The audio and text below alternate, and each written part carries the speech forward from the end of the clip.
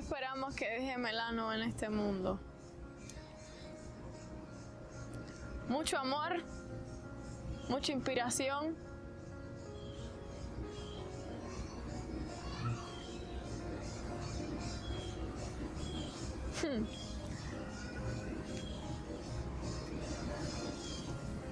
Y una autenticidad que sea capaz de llegar al interior de todos los seres humanos del mundo, y que gracias a esa autenticidad que llega a todos esos seres humanos dentro del mundo, los pueda ayudar para ellos mismos descubrir su interior y dejarlos ser libres.